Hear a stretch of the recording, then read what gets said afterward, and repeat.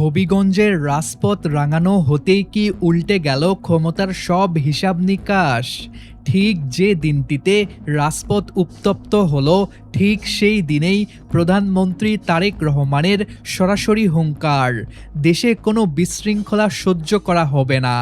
এটি কি রাষ্ট্র পরিচালনায় সাধারণ এক বার্তা, নাকি এটি এনসিপির উদ্দেশ্যে দেওয়া সবচেয়ে বড় পরোক্ষ হুমকি? ছাত্রদলের সোজা হুঁশিয়ারি, জামাতের আশ্রয় না থাকলে এনসিপি রিকশাওয়ালার কাছেও মার খাবে। পাল্টা এনসিপির তোপ, জুলাইয়ের চেতনা বেচে তারা কি কোটিপতি বনে গেছে? জোটের ভেতরে এ কেমন বিরোধ শুরু হলো? দিন শেষে কাকে বার্তা দিলেন প্রধানমন্ত্রী তারেক রহমান? আর হবিগঞ্জের ঘটনায় এনসিপিকে কেন এতটা অসহায় দেখা গেল? জামাত তখন কি করছিল? চলুন একে একে সব জট খোলা যাক। ঘটনার টাইমিং নিয়ে শুরু হয়েছে মূল তোলপাড়।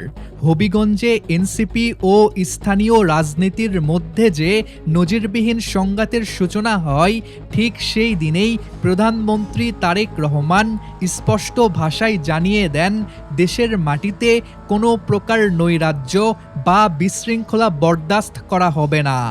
প্রধানমন্ত্রী হিসেবে এটি রাষ্ট্রযন্ত্রের স্বাভাবিক বার্তা হলেও এনসিপির নেতাকর্মীরা এটিকে সাধারণ মন্তব্য হিসেবে মেনে নিতে পারছেন না।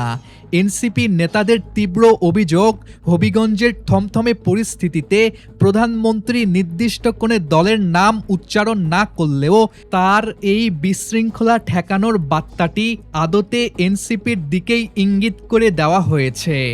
দুই পক্ষ এখন পুরোপুরি মুখোমুখি অবস্থান নিয়েছে।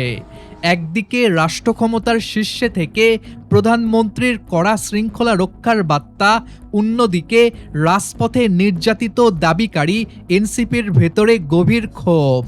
হবিগঞ্জের এই ঘটনার রেশ এখন ছড়িয়ে পড়েছে রাজনীতির প্রতিটি স্তরে।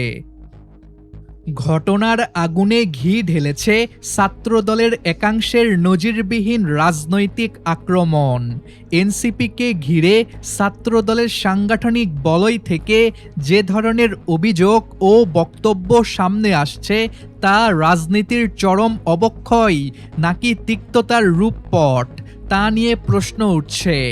ছাত্রদলের দায়িত্বশীল পর্যায় থেকেও সরাসরি দাবি করা হচ্ছে, এনসিপি আদতে একটি নামসর্বস্ব টোকাই দল।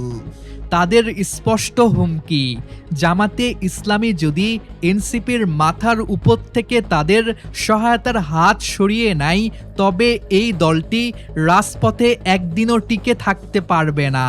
পরিস্থিতি এতটাই জটিল যে ছাত্রদলের একাংশের মতে জামাতের সমর্থন ছাড়া এনসিপির নেতারা সাধারণ রাজপথে হাঁটলেও রিকশাওয়ালার হাতেও ধাওয়া খাবে। কিন্তু ছাত্রদলের এই বিষোদগারকে একপাশে রাখলেও সাধারণ মানুষের প্রশ্ন কিন্তু থেমে নেই। জুলাই গণ অভ্যুত্থানের সময় যে তরুণরা লাখ লাখ জনতার অভূতপূর্ব সমর্থন পেয়েছিল, আজ রাজপথে বিপদকালে কেন তাদের পাশে হাতে গোনা মাত্র কয়েকজনকে দেখা যায়? এনসিপির বিরুদ্ধে সবচেয়ে বড় অভিযোগ উঠেছে, তারা জুলাইয়ের আত্মত্যাগ ও চেতনাকে বিক্রি করে কেবল নিজেদের ভাগ্য গড়েছে, নিজেরা কোটিপতি হয়েছে। জনমনে এই বার্তা পৌঁছানোর পর সাধারণ মানুষও এখন এনসিপির উপর থেকে মুখ ফিরিয়ে নিতে শুরু করেছে। হবিগঞ্জের রাজপথে তাদের নিঃসঙ্গ উপস্থিতি প্রমাণ করে দলটির সাংগঠনিক ভিত কতটা নড়বড়ে হয়ে পড়েছে। আর ঠিক এই জায়গাতেই জামাতের সাথে সম্পর্ক ছিন্ন হওয়ার আশঙ্কায় এনসিপির ভবিষ্যৎ অন্ধকার দেখাচ্ছে। সুসংগঠিত ক্যাডার ও সাংগঠনিক ক্ষমতা ছাড়া এনসিপি এককভাবে আর কোনো বড় রাজনৈতিক দল হিসেবে টিকে থাকতে পারবে না বলেই মনে করছেন রাজনৈতিক বিশ্লেষকরা।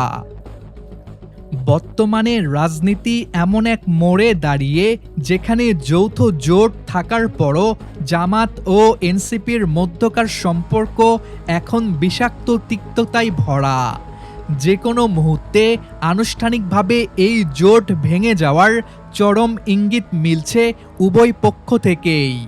একদিকে প্রধানমন্ত্রী তারেক রহমানের সরাসরি কড়া বার্তার মাধ্যমে নিজেদের শক্ত অবস্থান জানান দেওয়া, অন্যদিকে এনসিপির জনবিচ্ছিন্ন হয়ে পড়ার চরম বাস্তবতা। সব মিলিয়ে দেশের রাজনীতি এক তীব্র অনিশ্চয়তার দিকে ধাবিত হচ্ছে।